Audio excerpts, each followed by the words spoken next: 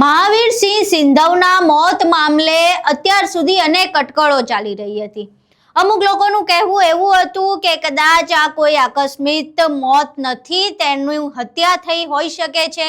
અમુક લોકોનું કહેવું એવું છે કે તે પોલીસથી બચવા માટે પ્રયાસ કરી રહ્યો હતો, પરંતુ કોઈ રસ્તો ન દેખાયો એટલે તેણે આત્મહત્યા કરી લીધી। અમુક લોકોનું કહેવું એવું છે કે હકીકતમાં આકસ્મિક રીતે તે ચોથા માળેથી તેનો પગ લપસ્યો અને પગ લપસતા તે નીચે પડ્યો અને તેના કારણે તેનું મોત થયું। હવે આ જે તમામ અટકળો ચાલી રહી હતી, આ અટકળોનો અંત આવે એવો એક પુરાવો સામે આવ્યો છે। ઘટના સ્થળે જ્યારે મહાવીરસિંહ સિંધવ નીચે પડે છે તે સમયના સીસીટીવી ફૂટેજ સામે આવ્યા છે।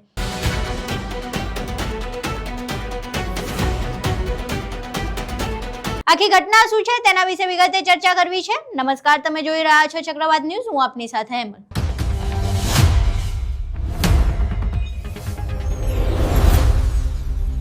મહાવીરસિંહ સિંધવ મોત કેસમાં સૌથી મોટો પુરાવો એટલે ઘટના સ્થળનો સીસીટીવી વિડીયો સામે આવ્યો છે। અત્યાર સુધી તમામ લોકો સીસીટીવી વિશે વાત કરી રહ્યા હતા કે સીસીટીવી ફૂટેજ સામે આવે તો આખી ઘટના ખબર પડે, તો અત્યારે જે માંગ કરવામાં આવી રહી હતી એ સીસીટીવી વિડીયો સામે આવ્યો છે। પહેલા અહીંયા સીસીટીવી વિડીયો જોઈએ। અહીં તમે સીસીટીવી વિડીયો જો, સીસીટીવીમાં સ્પષ્ટપણે દેખાઈ રહ્યું છે કે મહાવીરસિંહ સિંધવ ઉપરથી નીચે પટકાય છે। હવે ઉપરથી નીચે પટકાય છે એટલું જ આ સીસીટીવીમાં દેખાઈ રહ્યું છે। આ સીસીટીવીની આખી ક્લિપ હજુ સુધી સામે નથી આવી, પરંતુ જે પ્રમાણે સીસીટીવીમાં દેખાઈ રહ્યું છે કે મહાવીરસિંહ સિંધવ ઉપરથી પડે છે, બારે 112ની જે વાન છે, પોલીસની વાન, તે ઊભી છે અને એની પાછળ એક અન્ય વ્યક્તિ જોવા મળી રહ્યો છે જે આ ઘટનાનો સાક્ષી બની શકે છે। હવે કોન્સ્પિરસી થિયરીની વાત કરીએ તો શા માટે આ મોતનો કેસ અત્યાર સુધી આટલો ચર્ચામાં છે? મોતનો કેસ ચર્ચામાં એટલે છે કારણ કે જે પ્રમાણે આકસ્મિક મોત કહેવામાં આવી રહ્યું છે તે આકસ્મિક મોત જે પ્રમાણે હોવું જોઈએ એ પ્રમાણે નથી અને એટલે પ્રશ્નો ઊભા થઈ રહ્યા છે। આખી ઘટના શું હતી, 8 જૂને હકીકતમાં શું બન્યું હતું, એવું શું કહેવામાં આવી રહ્યું છે તેના વિશે ચર્ચા કરીએ તો એવું કહેવામાં આવી રહ્યું છે કે 8 જૂને જે મહાવીરસિંહ સિંધવ છે તે કોઈ અન્ય વ્યક્તિ સાથે દારૂ પાર્ટી કરતો હતો। બાદમાં જેની સાથે દારૂ પાર્ટી કરતો હતો તે વ્યક્તિ ત્યાંથી નીકળી ગયો હતો।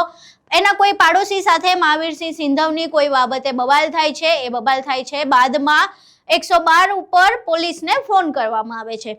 પોલીસ ત્યાં આવે છે। મહાવીરસિંહ સિંધવ ઉપર અગાઉ અનેક ગુનાઓ દાખલ હોય છે અને તે અનેક ગુનાઓમાં આરોપી હોય છે, એટલે ક્યાંક એવું લાગે કે પોલીસથી એને ડર લાગે છે અને તે ભાગવાનો પ્રયાસ કરે છે। ભાગવાનો પ્રયાસ કરે છે ત્યારે ચોથા માળથી તેનો પગ લપસે છે અને તે નીચે પટકાય છે, આવું અત્યાર સુધી કહેવામાં આવી રહ્યું છે। પરંતુ પ્રશ્ન એ થઈ રહ્યો છે કે જો એનો પગ લપસે છે તો જે પ્રમાણે વાત કરવામાં આવી રહી છે એના ઘરે લગભગ 3-3.5 ફૂટ ઊંચી દિવાલ છે। હવે એ દિવાલથી પગ કેવી રીતે લપસે એ સૌથી મોટો પ્રશ્ન થઈ રહ્યો છે।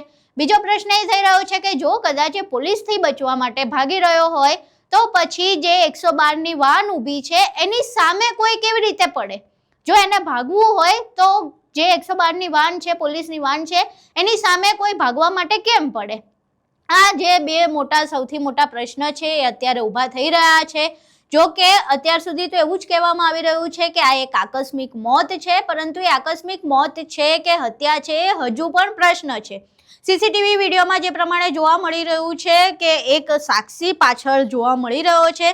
કદાચ જો એ સાક્ષી મળી જાય તો આ મામલે કોઈ એક અન્ય જે કડી છે એ મળી શકે છે અને કોઈ મોટા ખુલાસા થઈ શકે છે। અત્યાર સુધી તો એ આકસ્મિક મોત ગણાઈ રહ્યું છે, પરંતુ પ્રશ્નો હજુ ઊભા છે કે આકસ્મિક મોત છે કે હકીકતમાં કોઈ હત્યા છે કે પછી આ આખા મોતમાં કોઈ અન્ય કારણ છે।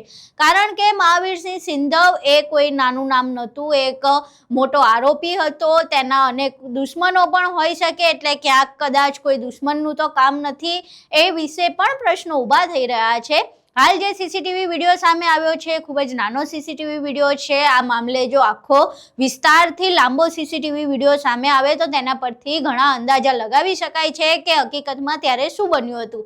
અત્યારે એ કોઈ પણ વાત કહેવી એ અતિશયોક્તિ હશે કે ત્યાં શું બન્યું હતું. જે પણ દાવા કરવામાં આવે એ ફક્ત ને ફક્ત અટકળો રહેશે, કારણ કે આ સમગ્ર મામલે કોઈ પુરાવા સામે નથી આવ્યા. જ્યાં સુધી આ મામલે પુરાવા સામે ન આવે ત્યાં સુધી તમામ જે બાબતો છે એ અટકળો બનીને રહેવાની છે.